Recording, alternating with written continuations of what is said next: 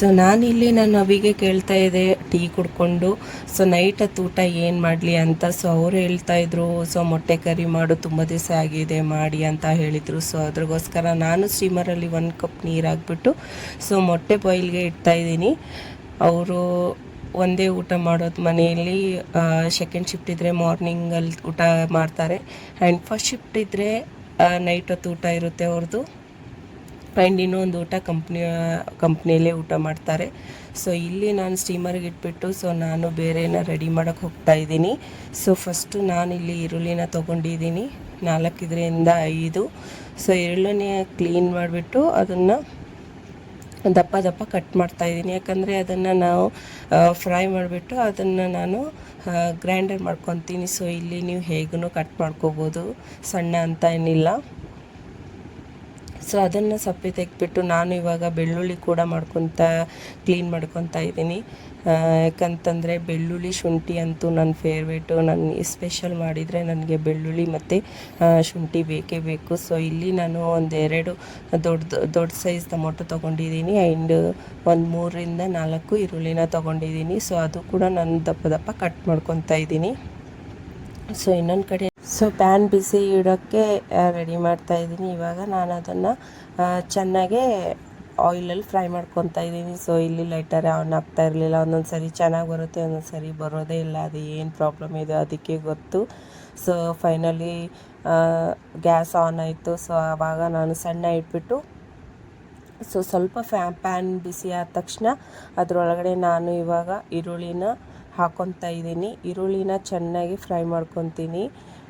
ಇದನ್ನು ಎಷ್ಟು ಚೆನ್ನಾಗಿ ಫ್ರೈ ಮಾಡ್ಕೊತೀರಾ ಅಷ್ಟು ನೀವು ಟೇಸ್ಟಾಗಿ ಬರುತ್ತೆ. ಆ್ಯಂಡ್ ಎಣ್ಣೆ ರಿಲೀಸ್ ಆಗೋವರೆಗೂ ನಾವು ಯಾವುದೇ ಅಡುಗೆನೂ ಮಾಡಿದ್ರೂ ಆಯಿಲ್ ಚೆನ್ನಾಗಿ ಆವಾಗಲೇ ಅಡುಗೆ ಚೆನ್ನಾಗಿ ಟೇಸ್ಟಾಗಿ ಆಗೋದು. ನೀವು ಪಟ್ಟಂತ ಚೆನ್ನಾಗಿ ಸ್ವಲ್ಪ ಫ್ರೈ ಮಾಡಿಕೊಂಡು ನೀರು ಹಾಕ್ಕೊಂಡ್ಬಿಟ್ಟು ಹಾಕಿದರೆ ಅದು ನಿಜ ಒಂಚೂರು ಚೆನ್ನಾಗಾಗಲ್ಲ. ಸೊ ನಾನಿಲ್ಲಿ 2 ಮತ್ತು ಇಲ್ಲಾಂದರೆ 3 ಸ್ಪೂನಷ್ಟು ಆಯಿಲ್ನ ಹಾಕ್ಕೊತಾ ಇದ್ದೀನಿ. ಇದನ್ನು ಫಾಸ್ಟ್ ಇಟ್ಬಿಟ್ಟು ಚೆನ್ನಾಗಿ ನಾನು ಮಿಕ್ಸ್ ಮಾಡ್ತಾ ಫ್ರೈ ಮಾಡ್ಕೊತಾ ಇದ್ದೀನಿ ಇಲ್ಲಿ. ಸೊ ಯಾರ್ಯಾರು ಈ ಥರನೂ ನೀವು ಅಂಡ ಕರಿನ ಮಾಡ್ತೀರಂತ ಕಮೆಂಟ್ ಬಾಕ್ಸಲ್ಲಿ ಹೇಳಿ. ಆ್ಯಂಡ್ ಇಲ್ಲಿ ನೋಡಿ, ಇನ್ನೂ ಚೆನ್ನಾಗಿ ಫ್ರೈ ಆಗಿಲ್ಲ, ಇನ್ನೂ ಚೆನ್ನಾಗಿ ಮರೂನ್ ಕಲರ್ ಆಗೋವರೆಗೂ ಅದನ್ನು ಚೆನ್ನಾಗಿ ನಾವು ಫ್ರೈ ಮಾಡ್ಕೊಳ್ಳೋಣ.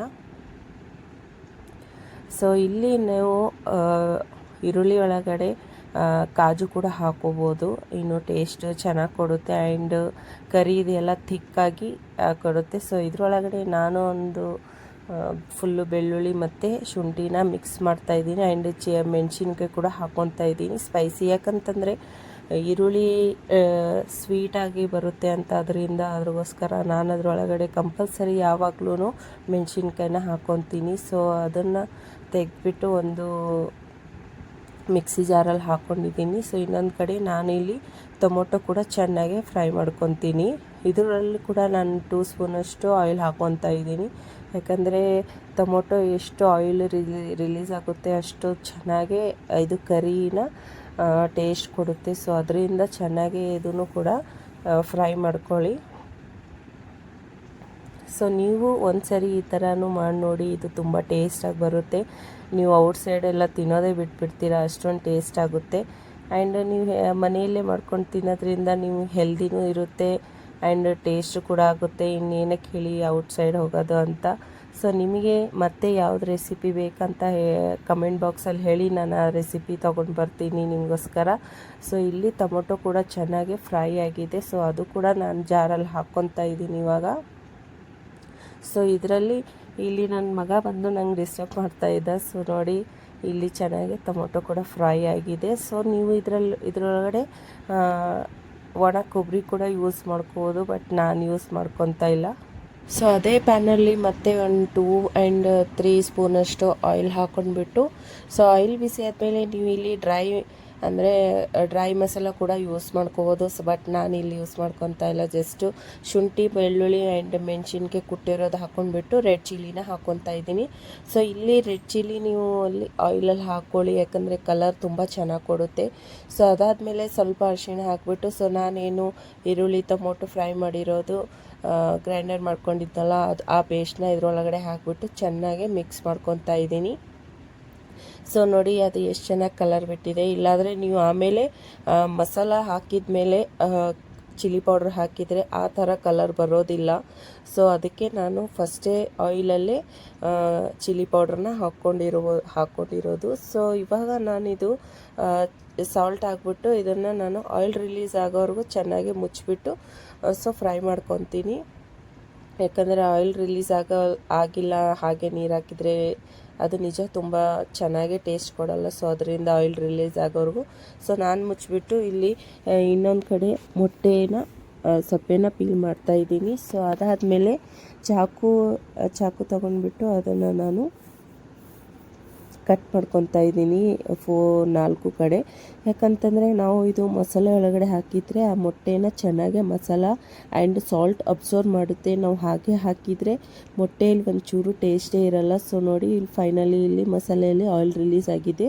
ಸೊ ಅದಾದಮೇಲೆ ನಾನು ಇದರೊಳಗಡೆ ಇವಾಗ ಮೊಟ್ಟೆನ ಏನು ನಾನು 4 ಕಡೆ ಹಿಂಗೆ ಕಟ್ ಮಾಡ್ಕೊಂಡಿದ್ನಲ್ಲ, ಸೊ ಅದರಿಂದ ಈ ಮಸಾಲೆ ಒಳಗಡೆ ಹಾಕಿದ ತಕ್ಷಣ ಆ ಮಸಾಲೆ ಮತ್ತು ಎಲ್ಲ ಆ ಮೊಟ್ಟೆ ಅಬ್ಸರ್ವ್ ಮಾಡುತ್ತೆ ಒಳಗಡೆ. ಸೊ ಅದು ಅಬ್ಸರ್ವ್ ಮಾಡಿದರೆ ಟೇಸ್ಟ್ ತುಂಬ ಚೆನ್ನಾಗಿರುತ್ತೆ. ಆ್ಯಂಡ್ ಇದನ್ನ ನಾನು ಮೊಟ್ಟೆ ಹಾಕಿದ ತಕ್ಷಣ ನಾನು ನೀರು ಹಾಕೋದಿಲ್ಲ. ಸೊ ಅದನ್ನು ನಾನು ಮುಚ್ಚಿಬಿಟ್ಟು ಇನ್ನೊಂದು ಸ್ವಲ್ಪ 4 to 5 ಮಿನಿಟ್ಸ್ ನಾನು ಹೀಗೆ ಇಡ್ತೀನಿ ಮುಚ್ಚಿಬಿಟ್ಟು. ಸೊ ಅದಾದಮೇಲೆ ನೋಡಿ ಇದು ಇನ್ನೊಂದು ಚೂರು ಸ್ವಲ್ಪ ಫುಲ್ಲು ಆಯಿಲ್ ರಿಲೀಸ್ ಆಗೋಗಿದೆ. ಸೊ ಇವಾಗ ಎಷ್ಟು ನಿಮಗೆ ತೆಳು ಬೇಕು ಗಟ್ಟಿ ಬೇಕು ನೀವು ನೀರು ಆ್ಯಡ್ ಮಾಡ್ಕೋಬೋದು. ಸೊ ಅದಾದಮೇಲೆ ಚೆನ್ನಾಗಿ ಕುದಿ ಬಂದಾಗ ನಾನು ಲಾಸ್ಟಲ್ಲಿ ಒಂದು ಸ್ವಲ್ಪ ಬಟರ್ನ ಆ್ಯಡ್ ಮಾಡ್ಕೊತಾ ಇದ್ದೀನಿ. ಸೊ ನಿಮ್ಗೆ ಇಷ್ಟ ಇಲ್ಲ ಅಂದರೆ ನೀವು ಸ್ಕಿಪ್ ಮಾಡ್ಕೋಬೋದು. ನನಗೆ ಬಟರ್ನೇನು ಆಲ್ಮೋಸ್ಟ್ ನಂದು ಎಷ್ಟು ರೆಸಿಪೀಸ್ ನೋಡಿರ್ತೀರ, ನಾನು ಬಟರ್ ಮಿಸ್ ಮಾಡೋದಿಲ್ಲ. ಡೈಲಿ ಮಾಡಲ್ಲ ಯೂಸು, ಜಸ್ಟ್ ಯಾವಾಗಾದರೂ ಸ್ಪೆಷಲ್ ಮಾಡಿದರೆ ಅಷ್ಟೇ. ಸೊ ನಾನಿಲ್ಲಿ ಧನಿಯಾ ಪೌಡರ್ ಆ್ಯಂಡ್ ಗರಂ ಮಸಾಲಾನ ಆ್ಯಡ್ ಮಾಡ್ಕೊಂಡಿದ್ದೀನಿ. ಸೊ ನೀವು ನಿಮ್ಮ ಮಸಾಲ ಯಾವ್ದ್ಯಾವ್ದು ಬೇಕು ನೀವು ಆ್ಯಡ್ ಮಾಡ್ಕೋಬೋದು. ಸೊ ಮೊಟ್ಟೆ ಕರಿದು ಮಸಾಲ ಇರುತ್ತೆ. ಸೊ ನಾನಿದು ಮುದ್ದೆ ಜೊತೆ ಸರ್ವ್ ಮಾಡ್ತಾಯಿದ್ದೀನಿ. ಆ್ಯಂಡ್ ನೀವು ಇದ್ರ ರೊಟ್ಟೆ ಮತ್ತು ಚಪಾತಿ ನಾನು ಯಾವ ಜೊತೆ ತಿಂದ್ರೂ ತುಂಬ ಟೇಸ್ಟಾಗಿ ಕೊಡುತ್ತೆ. ನಾನು ಮುದ್ದೆ ಮಾಡಿದ್ದೆ, ಯಾಕಂದರೆ ನಮ್ಮ ಮನೇಲಿ ಮುದ್ದೆ ತುಂಬ ಕಮ್ಮಿ ಮಾಡೋದು, ನಾವು ಜೋಳದ ರೊಟ್ಟೆ ಆ್ಯಂಡ್ ಚಪಾತಿ ಜಾಸ್ತಿ ತಿನ್ನೋದು. ಸೊ ನಾನು ಇವತ್ತು ಸ್ಪೆಷಲಿ ಮುದ್ದೆ ಮಾಡಿದ್ದೆ. ಸೊ ನಿಮಗೆ ಮುದ್ದೆ ನೋಡಿ ಹೇಗೆ ಅನ್ನಿಸ್ತು, ಚೆನ್ನಾಗಿ ಮಾಡಿದ್ದೀನಿ ಇಲ್ಲ ಅಂತ ನಾನು ಕಮೆಂಟ್ ಬಾಕ್ಸಲ್ಲಿ ಹೇಳಿ. ಆ್ಯಂಡ್ ನಿಮಗೆ ಮೊಟ್ಟೆ ಕರಿ ಹೇಗೆ ಅನಿಸ್ತಂತ ಅದು ಕೂಡ ಹೇಳಿ. ನೆಕ್ಸ್ಟ್ ವಿಡಿಯೋಲ್ಲಿ ಸಿಗ್ತೀನಿ.